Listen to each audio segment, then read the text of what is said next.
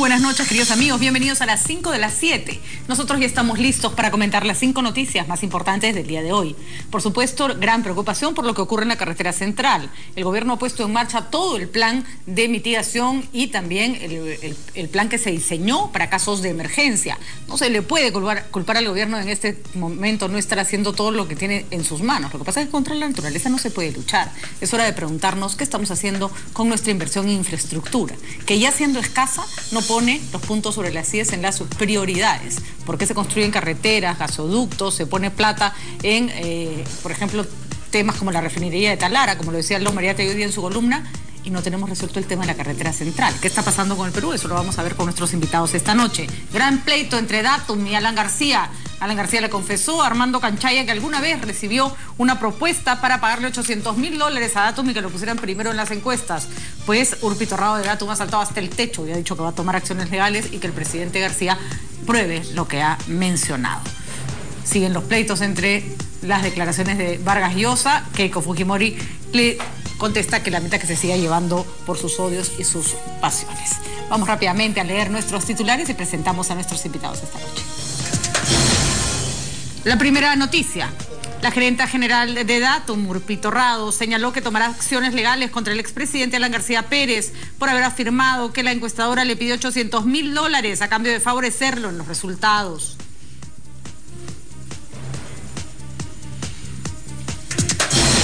La segunda noticia, un puente aéreo entre Lima y Jauja se implementó en respuesta a la emergencia que atraviesa la carretera central debido a la caída de huaicos. Así lo anunció el ministro de Agricultura y Riego, Juan Manuel Benítez. El fenómeno del Niño no solo afecta a este importante vídeo, sino que ha afectado varios puntos del interior del país.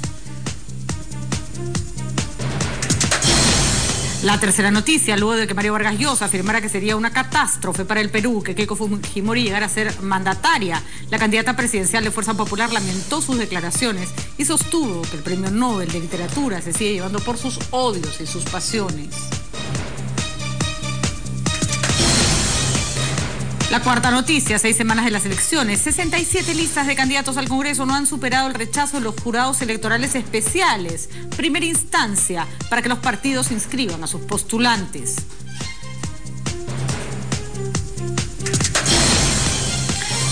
Quinta noticia, la Dirección Regional de Salud Piura se encuentra investigando la muerte de 7 niños menores de 2 años por un posible shock térmico o también denominado golpe de calor. Así lo señaló el subdirector de salud César Morón. Los sucesos se registraron en los últimos 15 días en el Hospital Santa Rosa de Piura.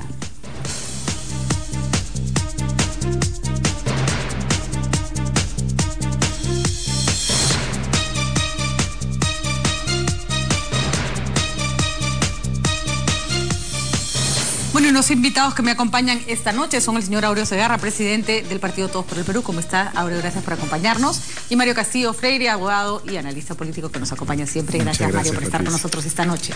Bueno, señores, les voy a pedir que, por un tema ¿qué tema afecta a más personas? Empecemos con el caso de los desastres naturales en nuestro país. Luego comentaremos qué pasa con las encuestadoras y los líos políticos. Creo que tenemos que reconocer que el gobierno, en la cabeza, además del ministro de Agricultura, ha hecho un trabajo sostenido de preparación, además de avisar que iban a venir huaicos, iban a venir desbordes de ríos, que estuviéramos preparados. Y lo que está pasando en la carretera central es básicamente lo que sabíamos que iba a ocurrir. El problema no está en el trabajo que hace el gobierno hoy, sino en la capacidad que tenemos para manejar situaciones como esta cuando solo tenemos una carretera que conecta al Lima con el centro del país y cuando esa carretera además ya se encuentra antes de todos estos desastres en condiciones bastante precarias. Mario, ¿qué deberíamos esperar? Porque ya preguntar qué lecciones sacamos de esto es ocioso, ¿no? Ya tenemos la plana recontra aprendida después de tanto huaico. Yo diría que no tenemos la plana aprendida. No, es verdad. Porque en realidad, por ejemplo, en derecho... Somos como el que triquea mate en la universidad, más ¿no? o menos, porque jala por cuarta ya. Así es. En realidad, en derecho, por ejemplo, hay la figura del caso fortuito o de fuerza mayor, ¿no es cierto? Ajá. Que es ese acontecimiento extraordinario, irresistible, imprevisible. Claro. Que Te cae un meteorito. Un meteorito, pues una cosa de esa naturaleza. Bueno, pero, por ejemplo, si uno se pone a ver, o un terremoto también, ¿no es cierto? Por supuesto. Pero los huaicos en la carretera central, o que se corte la carretera central por estos fenómenos de la naturaleza, no son precisamente algo extraordinario y ni siquiera algo propio en estricto del fenómeno del Niño, porque bastaría con revisar los periódicos de estos meses, de todos los años anteriores, para comprobar que ocurre exactamente lo mismo. Entonces yo creo que hay una lección no aprendida. Yo estimo que, digamos, y esto ya ha sido señalado por otras personas, pero yo quiero incidir porque es una idea que siempre he tenido, que debería tomarse en serio un replanteamiento por lo menos de una serie de trazos de la carretera central. No solo de la carretera misma, sino si hay que hacer la vía túnel, si hay que hacer puentes, si hay que hacer un desvío, etcétera, porque no se puede seguir parando la economía de buena parte del país y de las exportaciones precisamente por este tipo de eventos, ¿no es cierto? Entonces, y además yo jalaría, simplemente para terminar la idea, jalaría la cola de la idea para decir que es un buen ejemplo de los problemas cíclicos del Perú. O sea, el que cada año nos sorprendamos frente a la televisión de que ocurre esto, es parte de nuestras taras como sociedad, ¿no? Que se reflejan en una serie de otros aspectos. Totalmente de acuerdo, Mario, pero por ejemplo, José Lemás nos dice en el Twitter, yo no creo que el gobierno haya hecho todo lo posible. Sin embargo, siempre se puede hacer más, eso está claro, ¿no? Siempre se puede hacer más, sobre todo por cuando la naturaleza te sobrepasa, te das cuenta que podrías haber hecho más. Sin embargo, yo no recuerdo que nos hayamos preparado para un fenómeno del Niño con tanta antelación, creándose una comisión especial, un centro de operaciones, transfiriendo dinero o poniendo dinero en aquellas zonas donde sabían que iba a haber problemas. Lo que pasa es que una vez que el río te llega hasta la oreja es difícil imaginarte qué hubiera pasado si no hubieras hecho todo eso, ¿no? En ese lugar no nos ponemos, pero estamos otra vez reaccionando frente a la posible emergencia a poco tiempo antes. Eso lo único que va a hacer es que se muera menos gente, se malogren menos cultivos, menos. No vamos a lograr de ninguna manera solucionar el problema central. Hable, ¿cómo está? Buenas noches.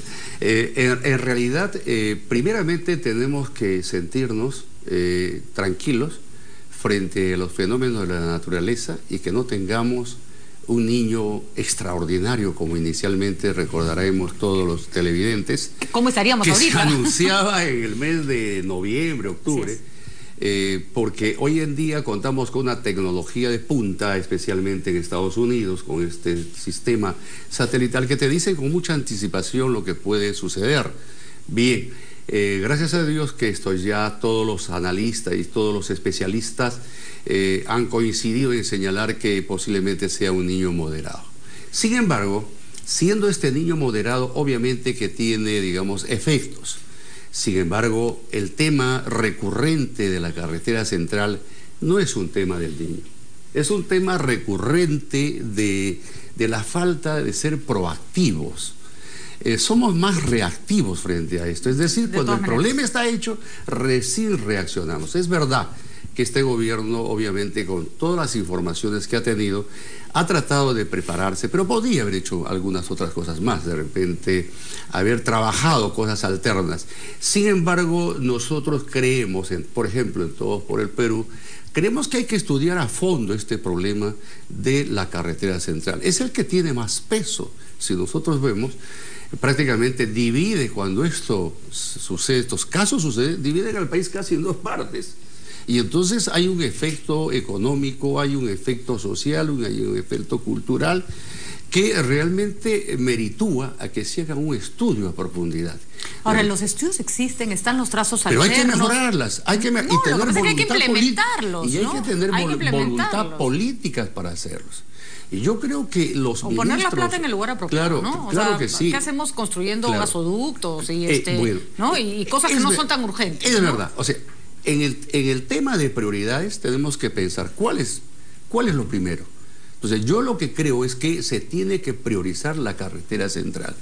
Todas estas zonas, tanto la zona central, Ayacucho, Huancavelica, Huancayo, y la zona de Huánuco, Ucayali, San Martín, sufren realmente cuando hay estas paralizaciones y también obviamente Lima y otras localidades. Además, la ruta alterna es una desgracia y el problema es que, claro, se ha implementado un puente aéreo. Justo Mario nos estaba contando de una experiencia que tuvo, que no pudo regresar en avión, porque cuando hay mal tiempo, no solo se desborda el río, sino que el avión no sale. El puente aéreo de hoy no ha podido funcionar porque no hay cómo salir de ahí. Cuando llueve, eso molesta tanto al avión como a la carretera, ¿no? Sí, efectivamente, ¿no? Además que, digamos, por varias experiencias vividas, el aeropuerto de Jauja no es precisamente, no está ubicado precisamente en la mejor zona, ¿no? O sea, es un aeropuerto un poco de emergencia, es un ¿no? aeropuerto pequeño, ¿no? Y pequeño. Sí, es pequeño, ¿no? pero digamos, está sometido precisamente al tema de las lluvias de una manera muy crítica, ¿no? A mi juicio, ¿no? Exactamente, ¿no? Pero bueno, ¿no? Digamos, es una enseñanza que, me refiero al tema, al problema que tenemos ahora. Es verdad que el gobierno ha invertido bastante y ha tomado precauciones, es decir, yo creo que se han tomado muchas más precauciones que ante cualquier otro fenómeno del Niño anterior. Yo también creo. Concretamente me refiero al fenómeno del Niño del 98, 97, que era el primero previsible dentro de los tres que recordamos, 88, 63, 97, 98 y ¿no? Además hay personas que dicen, no se ha descolmatado ríos. No, sí se ha descolmatado sí, ríos, claro. se ha hecho en casi todos los lugares, y probablemente hoy día estaríamos con inundaciones en mucho más lugares, peor, ¿no? Entonces eso también hay que imaginar, ¿no? Fíjate, Patricia, pero eso no quiere decir que el problema se haya resuelto. Eso quiere decir que se ha mitigado el efecto del fenómeno del Niño por una acción más o menos planificada. Mira, ¿no? Para tener una idea, el año 82 y 83, que fue, yo diría, en la historia del país, uno de los efectos más catastróficos en materia de la naturaleza, con el fenómeno del Niño extraordinario. Recordemos que tanto la zona norte como la zona sur, en el norte, las lluvias, las precipitaciones eran increíbles, destrozó toda la infraestructura y todo lo del comercio y la industria y la agricultura del norte, pero además en el sur las sequías fueron impresionantes. Y por el lado del centro de igual manera, más o menos se calcula que entre el 12 a 13% del PBI decreció y más o menos 7.000 millones de dólares se requerían para ese momento reconstruir al país. Entonces, esto no tiene nada que ver lo que está pasando hoy día con relación, por ejemplo, a este caso que yo te comento. Pero también somos otro Perú, ¿no? Claro, seríamos una desgracia si no pudiéramos... Pero lo que hay que sacar son las enseñanzas, justamente. A eso yo voy. Que saquemos las enseñanzas y desgraciadamente no hemos hecho todo lo que deberíamos de hacer. No, eso además, está claro. el tema del 82-83 se agravaba, como conversábamos antes, se agravaba con el tema del terrorismo y se agravaba con el tema de la inflación, que ya era un problema muy, muy serio, que hacía ver incluso que el Perú se iba al diablo en ese momento. Éramos una democracia más joven, ¿no? Éramos una democracia más joven. Teníamos una transición. Pero que cada vez que nos estamos volviendo una democracia vieja, viene un golpe. Yo no sé si somos una democracia vieja o somos una democracia cada vez más joven. Porque en realidad siempre tendemos a recrearnos dentro del propio sistema y no saber cuándo empezamos y cuándo seguimos. Ahora, lo hemos estado diciendo acá en varios paneles, en varios espacios. Creo que esta es una oportunidad, a pesar de la desgracia que está ocurriendo, para que los candidatos sienten una posición con respecto a qué van a hacer con la carretera central. Que nos digan, y que además no sea una promesa, que sea efectivamente un compromiso. Que yo digo, una promesa no es lo mismo que un compromiso, ¿no? Una promesa es algo que puedes cumplir o no, un compromiso es algo que tienes que hacer, ¿no? Sí. Y es hora que se comprometan a terminar con el tema de la carretera central, ¿no? Es verdad. El problema muchas veces, y lo digo yo que soy un político de larga trayectoria, lo digo, muchas veces llegas al gobierno y no tomas lo bueno que puede haber hecho los demás, porque siempre hay cosas buenas, no todo es malo. Y lo que se considera que puede no estar de acuerdo, pues hay que mejorarlas.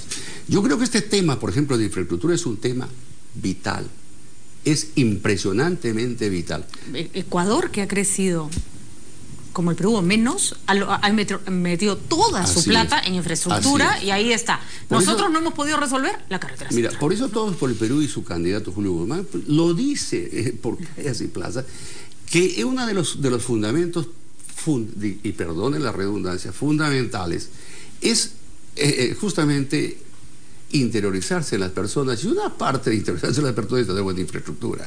Bien, hay que hacerlo.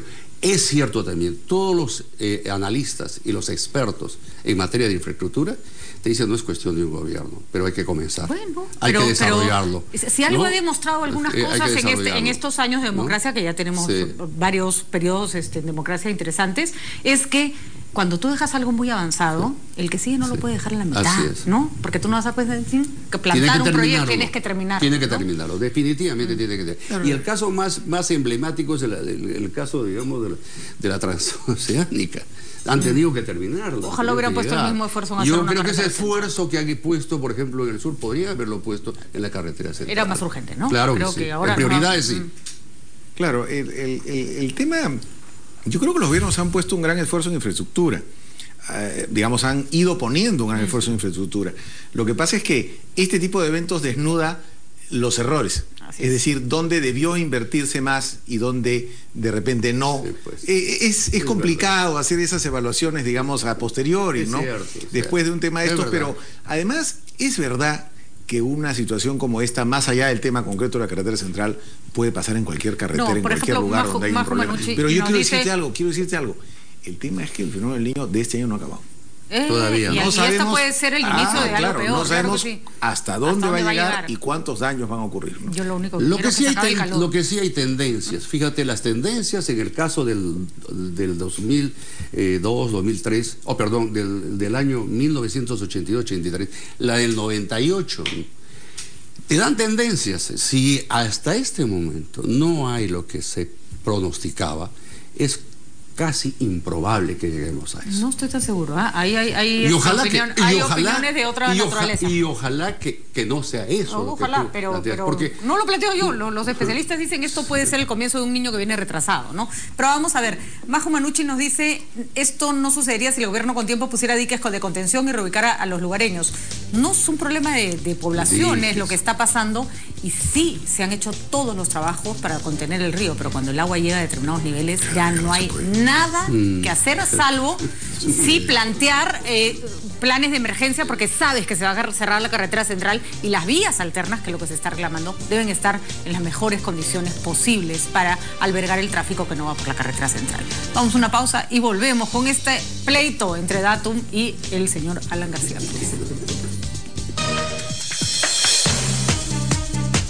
Bueno, gran pleito entre la encuestadora Datum, entre Urpi Torrado, su representante, y el expresidente García, que estuvo con Armando Canchay en Conexión y le contó que en una elección pasada, no se refería a esta, se le había ofrecido que a cambio de $800.000 lo podían favorecer en las encuestas.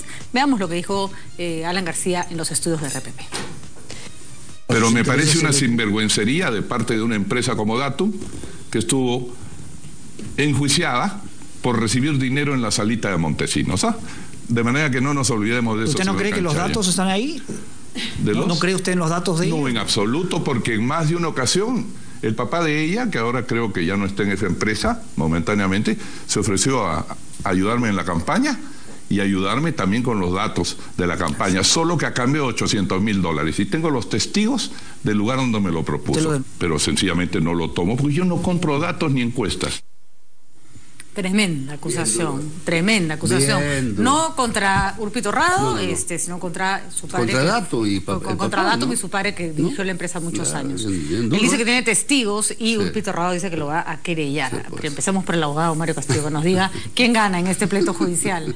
Bueno, a ver, si jurídicamente si a él lo denuncia la empresa o la persona que le ha mencionado, naturalmente él podría tratar de demostrar que aquello que ha señalado es cierto, y ahí tendría que él ha mencionado que tiene testigos. Bueno, en fin, ese es un tema ya del cual se ocuparían los tribunales de justicia, es algo que de lo cual nosotros no sabemos porque no hemos estado ahí, sencillamente.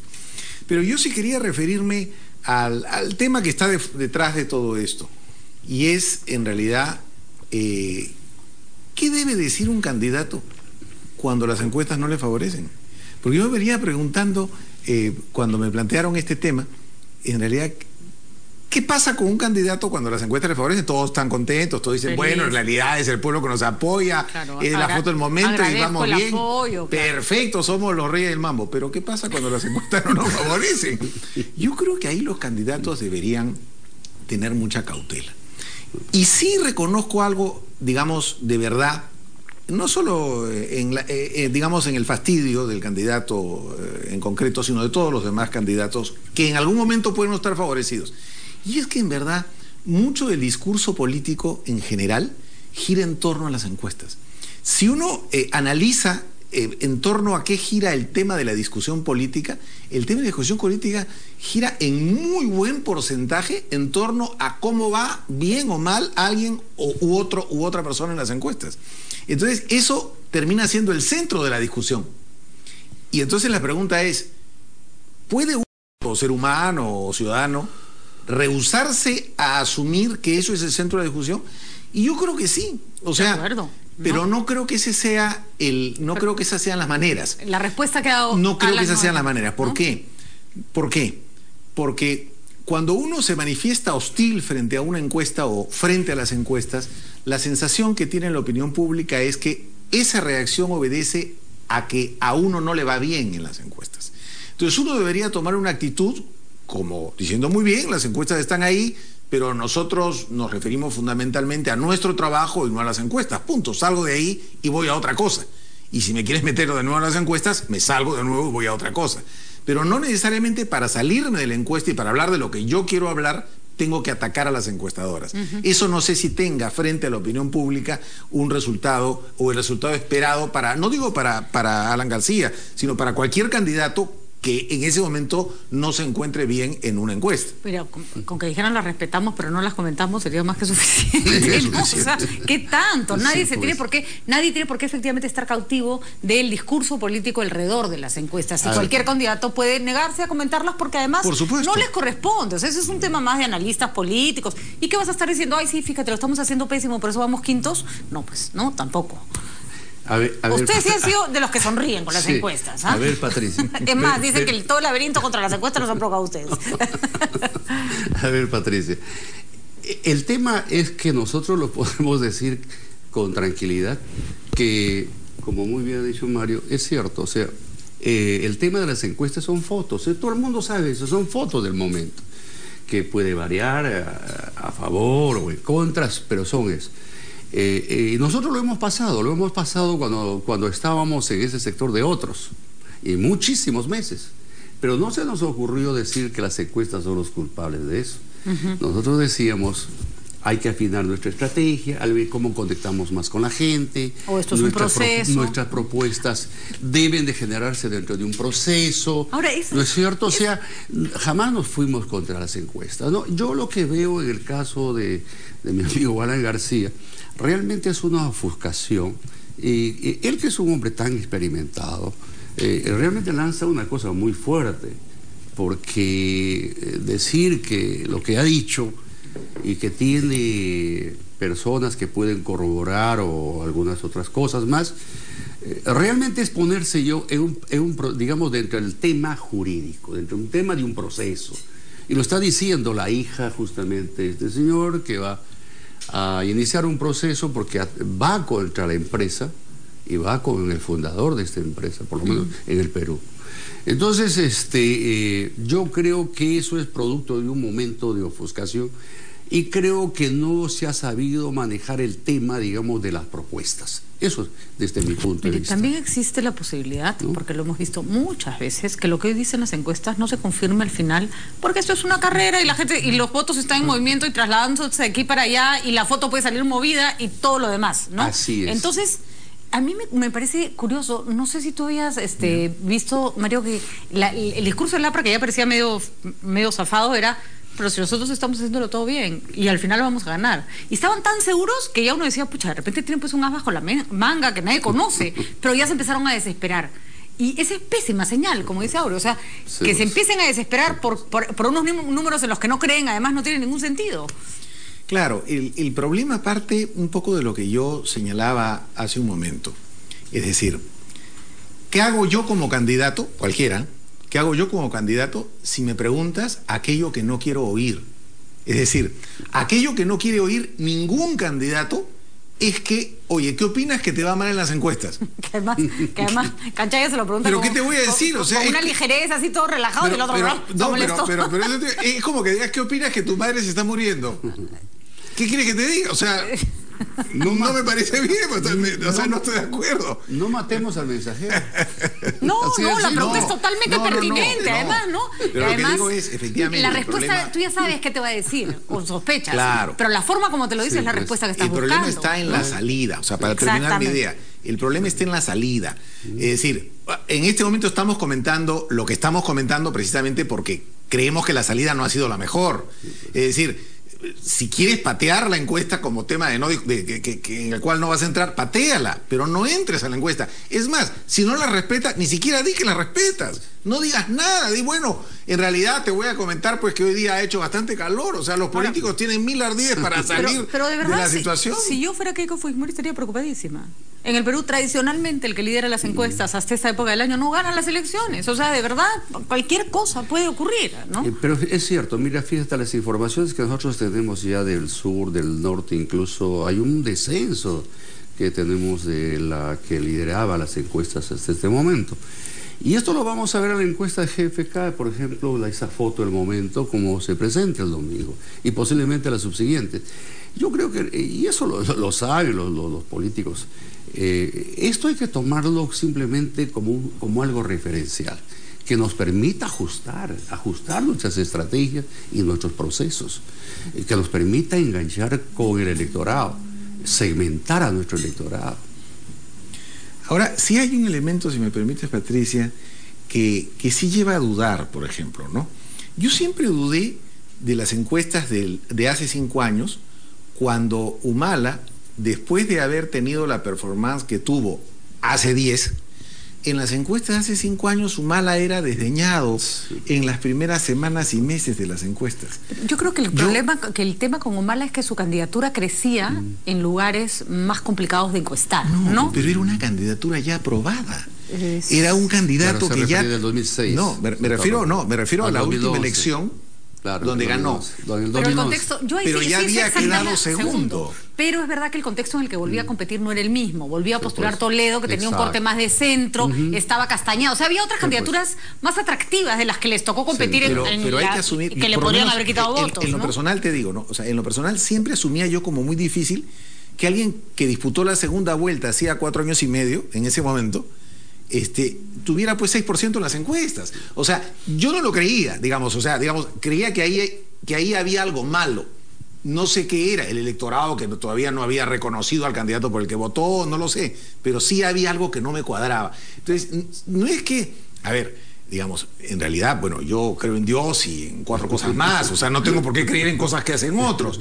La respeto mucho, sí, además, sobre todo cuando coinciden, ¿no es cierto? Cuando tienen elementos coincidentes, porcentaje coincidente, pero sí hay elementos como para... Sí, pero por ejemplo el otro día Alfredo Torres escribió una excelente columna muy didáctica, además, de cómo funcionan, cómo han funcionado las encuestas, y que efectivamente en algún momento, yo no creo que sea manipulación, es que efectivamente el voto siempre empieza a decidirse en los últimos días, ¿no? Entonces, lo anterior, mira, yo he escuchado a personas en los últimos días cambiar entre que Guzmán entra y sale, Acuña se cae, no se cae, pero algo más, Patricia, lo que tenemos que tener claros es que las organizaciones, más, menos, lo que fuere, siempre tienen un núcleo duro.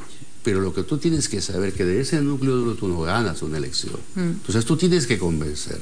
Entonces, ¿cómo hacer que este electorado realmente no solamente se acerque a ti, sino se fije en ti, se quede fijado? Ahora bien, está comprobado que hay, lo dicen todos los analistas, que hay más o menos un 30% que siempre es un voto volátil. Estas elecciones me parece que es mayor. Entonces, todavía. puede ser, pero históricamente es el 30%. Históricamente sí. Entonces, ¿esto cuándo se define?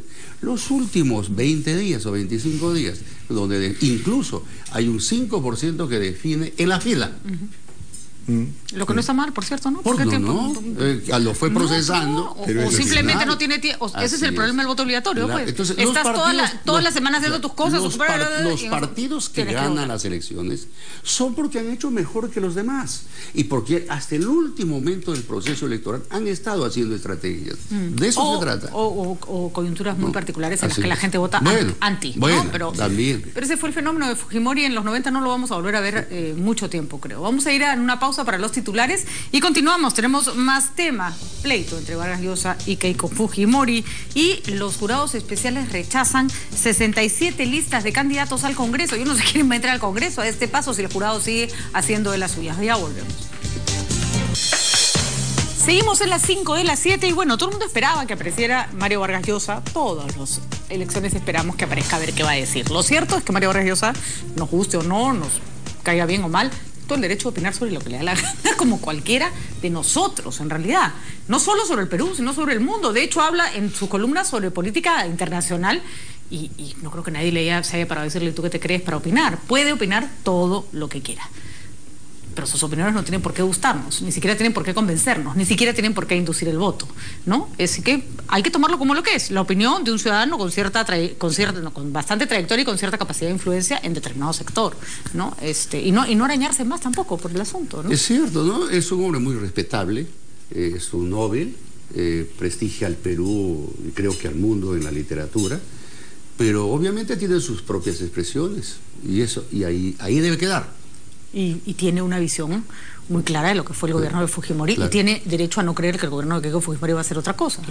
La inmensa, cantidad de peruanos, como tú bien has dicho, hay un antivoto, antifujimorismo, porque consideran que es el pasado oscuro, Laura, pero no vamos a negar que también hay una inmensa cantidad de peruanos que no creen eso. Pero también hay otra gente, por eso a eso iba, ¿no? Pero también frente a eso hay otros que dicen, bueno... Pues, sino que no sería un tema de discusión, ¿no? Si todo el mundo creyera que ningún Fujimori iba a volver a gobernar el país y fuera una decisión unánime, ni siquiera estaríamos hablando del tema. Pero ese es un hecho que no lo podemos negar. Es un hecho político que una vasta proporción de electores y peruanos dicen, eso fue hecho un pasado oscuro que no debe volverse a repetir más en el Perú.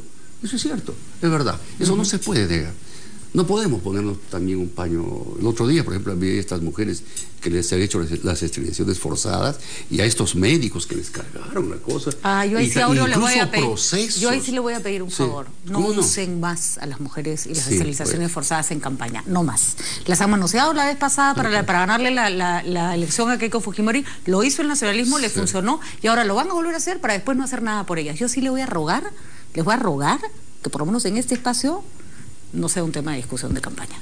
Porque de verdad ahora a mí me indigna que sea un tema que solo se enarbola cada 5 años y después no se hace nada por ellas. Pero nada. No le he traído tema para enarbolar. Te decía que esto enerva, como tú bien lo has dicho. Pero enerva más que sea usado como un tema político. Claro que sí. No lo he querido usar como un tema político, pero como una parte. Pero en todo caso te lo sugiero porque de buena onda además, porque claro que sí. Voy a aplaudir de pie el día que llegue alguien al poder e inmediatamente se comprometa a hacer algo por estas mujeres y no haberlas estado usando en las campañas como lo acaba de hacer este gobierno que tenemos. Ojalá podamos hacerlo. Sí. Y lo vamos a hacer. Y si no se puede juzgar a las personas porque prescribió lo que sea, bueno, pues toda la atención que no se les dio en su momento. Pero lo vamos a hacer. Yo creo que ya hay una gran sensibilidad sobre eso. Ojalá. Bueno, en relación al tema de Vargas Llosa, primero que, Vargas Llosa hace que mucha gente se encrespe por las cosas que dice en materia política. Primero que creo que hay que reconocer el derecho de opinar todo lo que quiera opinar. O sea, él tiene tanto derecho a opinar como cualquiera de nosotros, porque es un ciudadano peruano que tiene todo el derecho a opinar, de manifestar sus preferencias políticas, que pueden o no ser las nuestras, y de manifestar sus antipatías políticas, que también pueden o no ser las nuestras. Ahora, creo yo también que la actitud de Vargas Llosa a este respecto, se dice Vargas Llosa es una persona que tiene sangre en el ojo por la derrota de Fujimori, pero yo creo que, habría que hacer un poco de memoria, y la actitud que conocemos de Vargas Llosa con respecto a Fujimori es una actitud que se gatilla precisamente con el golpe de Estado del 5 de abril. O sea, a raíz de la derrota electoral y el primer año, los 2 primeros años de gobierno, casi 2 primeros años de gobierno, Vargas Llosa no asume una actitud hostil contra el gobierno de Fujimori. La actitud hostil contra el gobierno de Fujimori empieza con el golpe de Estado del 5 de abril. Así es, con el cierre del Congreso. Yo creo que había que distinguir bien cuál es el elemento que genera la actitud de Vargas Llosa, la derrota o el golpe. Y además lo dijo en un momento en que no era popular decirlo. Absolutamente. ¿No? Y se comió el pleito porque era cuestión de principios, ¿no? Completo. Sí. Entonces, ahí hay un tema importante que creo que hay que distinguir. Y en segundo lugar, yo sí creo, y ahí, jalando algo de lo dicho por Vargas Llosa en Entre Líneas, yo sí creo que Vargas Llosa va a tener una actitud o una actuación preponderante en las elecciones. Porque si él estima que otra vez hay la posibilidad de que el fujimorismo gane, que es una posibilidad, digamos, es muy probable que el fujimorismo sea uno de los dos en segunda vuelta. Entonces, es muy probable también que ante esa posibilidad él trate de tomar una actitud proactiva en las elecciones. Ahora, ¿que eso es condenable? No, no es condenable. Lo que sí me parece condenable es que no mida a todos con la misma vara. O sea, que no devuelva su doctorado honoris causa, por ejemplo. No, absolutamente, eso no. Bueno, no, yo creo que sí, porque además lo recibe de las manos de César Acuña, a pesar que él dice que no, está en la foto. No me refiero a eso, no me refiero a eso. De acuerdo. No me refiero a eso, me refiero al gobierno. Me refiero a las palabras tan consideradas con respecto al gobierno y a la manera como ha soslayado cualquier cuestionamiento que este gobierno ha tenido y tiene. Entonces, ese es el principal problema que hace que los opositores y enemigos de Vargas Llosa tomen este elemento y digan, claro, no mide a todos con la misma vara. Pero en varias cosas no está mirando a todos con la misma vara. También. Porque lo que digo es simplemente, yo no pensaba en lo que tú has mencionado. Pero a mí me chocó, sí, porque un intelectual de la talla Vargas Llosa sabe lo que un plagio significa, ¿no? Claro que sí. Y uno decide a quién le presta su imagen para lavar la cara ajena o a quién no. Y cuando dice, no, a mí el doctorado me lo he entregado a la Universidad César Vallejo, perdón, recibió en las manos de César Acuña. Sí. Está la foto a su lado, ¿no? No voy a mezclar la Universidad César Vallejo con César Acuña, pero basta haber leído el libro de este politólogo, de este chico Barnecha, para saber que César Acuña construye un proyecto político avalado en la universidad. En las universidades. No es fácil, universidades, no es fácil de separar ese, ¿no? La Universidad Autónoma, la Universidad de Zipán y la de César Vallejo, claro, fundamentalmente. Y por eso es que se rodeaba de gente que podía ayudarlo a potenciar su imagen, creo, ¿no? Bajo la línea de Mario, yo creo que si yo voy a criticar, critico a todos. Y ha minimizado lo de las agendas, ¿no? Claro, y sobre todo, ¿no? Y si le molesta tanto la corrupción, te tiene que molestar la de todos, claro, pues, ¿no? Sobre todo si yo creo y considero que la corrupción hay que combatirle transversalmente, pues tanto como el otro gobierno son plausibles de ser investigados, pero no puedes tú soslayarlo lo que es evidente, ¿no? Entonces yo creo que por eso hay que mirar eso, hay que entender a Mario Vargas Llosa. Es un ciudadano del mundo y como tal tiene una opinión fuerte. Eso es. Sí. Siempre lo ha tenido, además nacional e internacionalmente. Hay que tolerar, respetar, sí, compartir no necesariamente. No. Ahora, yo sí no sé qué capacidad tiene para aglutinar opinión favorable a su alrededor. Ojo que cuando Mario Vargas Llosa avaló a Humala en las elecciones pasadas, acaba de ganar el Nobel. Era una figura con la que el Perú se había reconciliado. Ya 5 años después la historia es otra, ¿no? Entonces cuando Vargas Llosa dice no voten por tal o no voten por cual, yo digo, bueno, a ver quién lo sigue, ¿no? Sí, probablemente los mismos de siempre. Pero ¿no? En una segunda vuelta cada voto cuenta. Sí, es verdad. Eso es cierto. Y digamos, las corrientes de opinión, lo que es políticamente... Lo que sería políticamente correcto, lo que se podría hacer aparecer como políticamente correcto o incorrecto, esas cosas influyen, de tal manera que, digamos, no es un ciudadano más, tiene un Nobel ya hace años, pero la imagen de Vargas Llosa es una imagen fuerte y que se ha ido consolidando en la opinión pública. Pero muy ligero, todo su análisis de lo que ha pasado con ese gobierno, muy ligero. No, claro. Nadie es buena gente porque es amiga de mi hija. Pero ese es el problema, pues. Ese es el problema, que no mide con la misma vara a los actores políticos. Pero no podemos minimizar la figura de Mario Vargas Llosa. Eso es, Patricia, eso sería realmente no reconocer. Poca gente respeto intelectualmente tanto como Mario Vargas Llosa, pero por lo mismo que lo respeto, siento que como cualquier ciudadano puede pararse y decir de acuerdo o no de acuerdo. Y es cierto, ¿no? En la segunda vuelta, o sea, la admiración no pierde la capacidad crítica frente a los argumentos de nadie, un voto en la segunda vuelta. Y Mario no lo representa. Acaba de salir muchos votos. Bueno, acaban de salir muchos actores, Gustavo Bueno, Daniel F., haciendo un video que no quiere más fujimorismo en el Perú. Sí. Cada uno de esos personajes tiene Gustavo no sale en el fondo así. ¿Tienen derecho a hacerlo? Sí tienen, sí, pues tienen, claro que sí. No, el que quiere les hará caso, el que no quiere no les hará caso. Es que es su opinión, no se le puede cortar a alguien su opinión. Además, esto es de eso se trata la democracia. Claro. Vamos a ir a una pausa y regresamos con ese tema que va a estar picante, porque acá tenemos justamente uno de los más afectados con esta pulcritud de los jurados especiales electorales, que no se puede inscribir nadie, no va a haber congreso a este paso. Ya volvemos.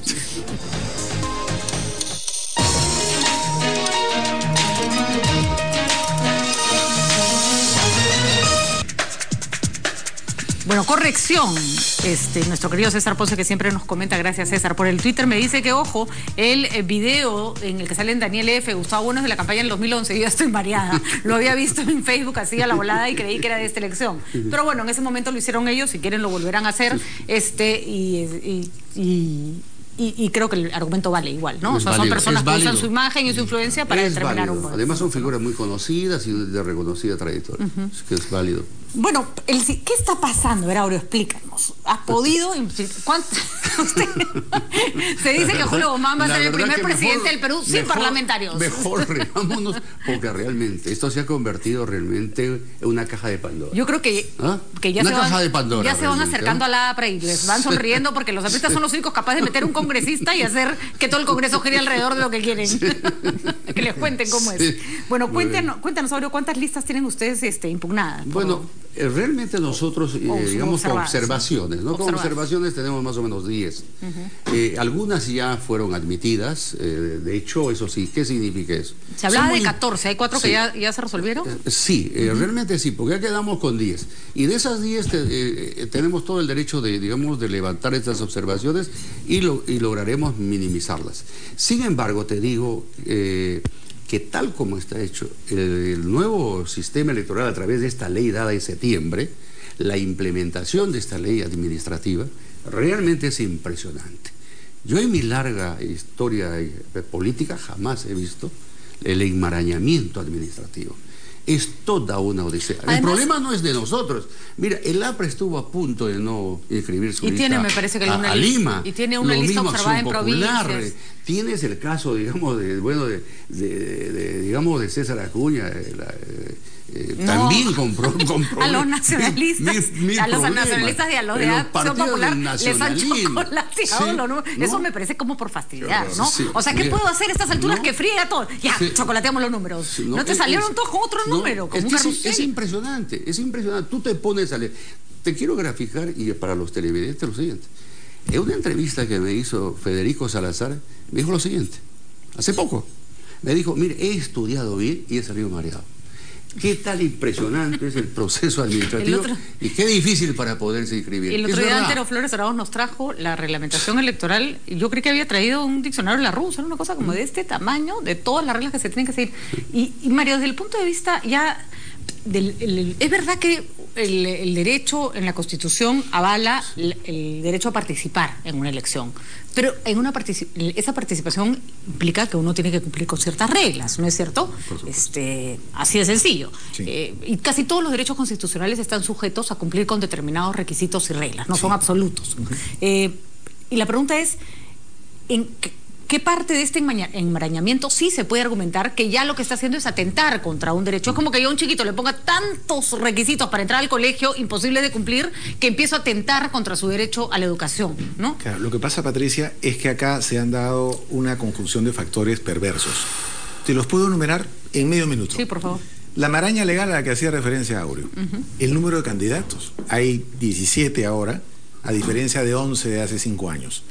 Candidatos con problemas éticos, legales y de transparencia en el financiamiento de fondos.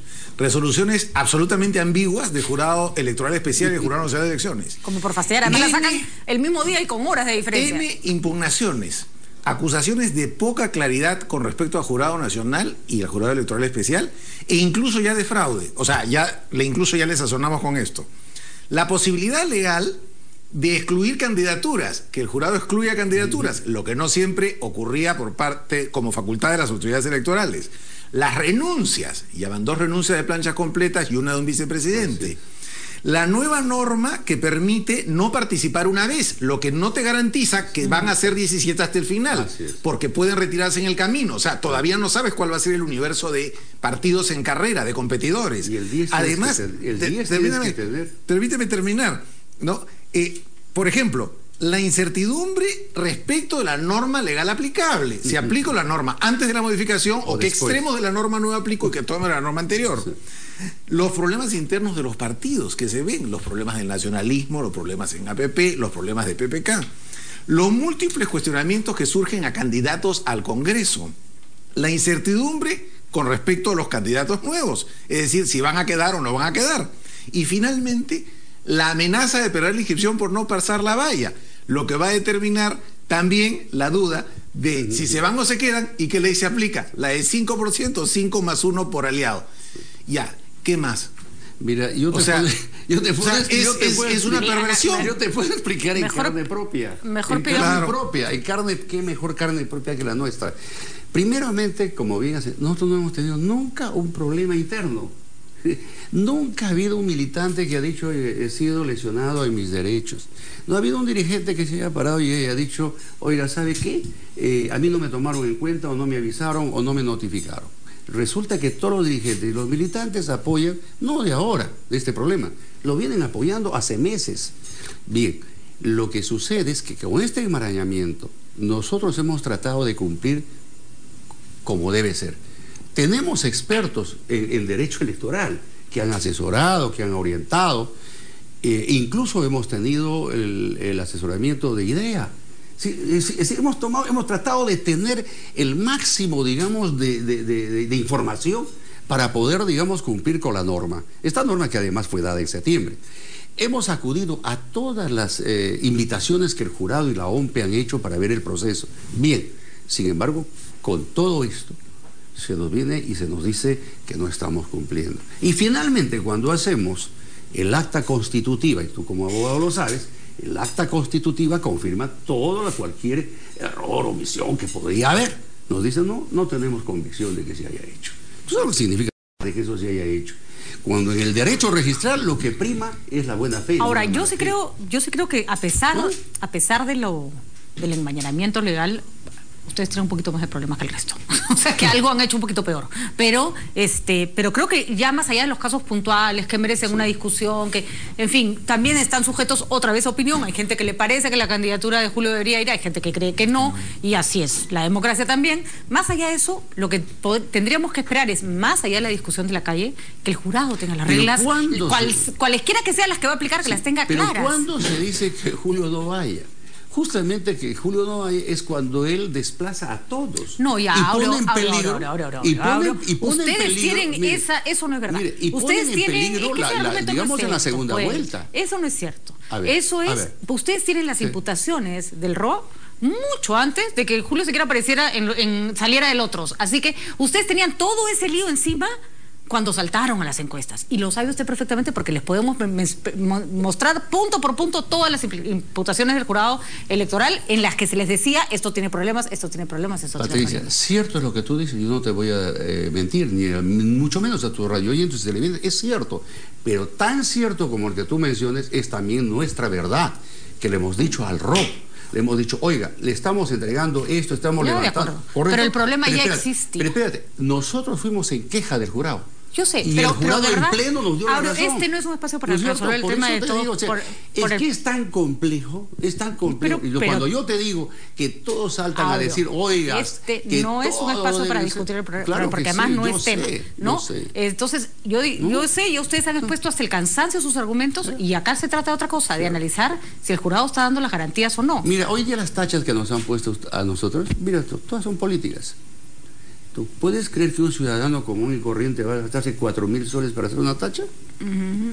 Pero también es verdad que un partido puede gastarse la tacha para hacer... Por eso te digo, todas las tachas que tenemos nosotros son de partido. El gran problema es que a estas alturas del proceso electoral... Está bien, es legal. Es legal, es cierto. A estas alturas del proceso electoral, primero, el tema legal lo entendemos los abogados. Exactamente, así que por favor. Para la población es una mezcla entre temas legales y temas de popularidad. Entonces, faltando 40 días para las elecciones, ya es muy difícil para la población en general hacer esa distinción de si se está aplicando realmente la ley o si se está atentando contra los intereses de ellos mismos con respecto a un candidato. Entonces yo creo que, es decir, es difícil tal vez que el jurado haya podido emitir pronunciamiento antes por un tema de procedimientos, y si lo ha emitido también ha sido contradicho por el jurado electoral especial, pero digamos, que esto termine pronto en el sentido que sea y de acuerdo a derecho. Exactamente. Y que el jurado aplique la norma que tenga que aplicar y los principios de plazos procedimentales o constitucionales que tenga que aplicar y que corresponda independientemente de si el candidato tiene 2%, 30% o 15%. Bueno, finalmente sí creo que ya es hora de que haya un pronunciamiento. Yo creo que debería haber un pronunciamiento de todos los candidatos diciéndole al jurado, mire, ¿sabe qué? Aplique la regla que quiera, pero aplique, ¿no? O sea, resuelva, y esto ya no tiene que ver con que si nos va a dejar o nos va a quitar o nos va a poner, simplemente haga su trabajo, porque... Pero a ver, yo lo que quiero poner es en su verdadero contexto el problema. En este momento, lo que tenemos es un jurado especial que dice, oiga, el acta constitutiva y para mí es válido, ¿no es cierto? Bien, hay 3 que dicen que no, pero hay 2 que dicen que sí. Dentro de ellos el presidente del Jurado Nacional de Elecciones, que es el presidente de la Corte Suprema. Muy bien. Yo aplico, desde mi punto de vista, desde mi criterio, desde mi valor de conciencia, yo aplico la Constitución del Estado. Y no es solamente el doctor Miranda, es además otro magistrado de la Fiscalía y además es un ciudadano que conjuntamente con los otros 2 magistrados, pues que dicen, señores, sí, nosotros sí creemos en esto. Pero muy bien, esto ha permitido que justamente esta fórmula presidencial y la congresal sigan. Lo que están ahora, lo que se está debatiendo hoy día, no es que vaya o no vaya, lo que se está debatiendo hoy en día son las tachas, que si estas tachas prosperan o no prosperan, si tienen la validez o no tienen la validez, si tienen el fundamento necesario. Pero las tachas no existirían si el proceso de inscripción no se considerara inválido por parte de los contrincantes, que por cierto es un derecho. Yo estoy con todo el derecho del mundo a entrar a una carrera y si me parece que el contrincante B ha sido inscrito irregularmente, decir, yo con él no quiero competir. Ese es un derecho en cualquier competencia. Me parece absolutamente válido que los otros partidos quieran tachar, porque lo que sí no pueden negar es que justamente esa candidatura ha tenido muchísimas observaciones. Más allá de la candidatura de Guzmán, no es el tema exclusivo de Guzmán. Hay muchos partidos en problema. El nacionalismo le han chocolateado sus números para los congresistas. Acción Popular no sabe ni qué número va qué. Hay 14 o 10 listas del partido del señor Guzmán observadas y otras tantas de otros partidos. Vamos, ni que estuviéramos pues en 67, en diciembre del año pasado. Ya no queda tiempo, 67. ¿no? Esto es parte de la informalidad de la sociedad peruana y del sistema. Del enmarañamiento de esta nunca ley, más también de la informalidad. Y la informalidad. No solo es la ley, es la informalidad de los partidos políticos. También es verdad. Bueno, gracias señores por estar esta noche con nosotros. Muchas gracias a ustedes por habernos acompañado Patricia. desde casa. Nos preocupa profundamente lo que está pasando con los niños y este golpe de calor por el cual podrían haber fallecido. No está confirmada la noticia. También llegaron al hospital con diarrea y con otros síntomas, pero son demasiados niños. Ha subido el incremento del índice de mortalidad infantil en los hospitales y si es por el calor, entonces el ministerio tiene que tomar acciones ya, darles recomendaciones a los padres qué hacer, qué no hacer. El clima está demasiado complicado en estos días. Gracias por acompañarnos. Buenas noches.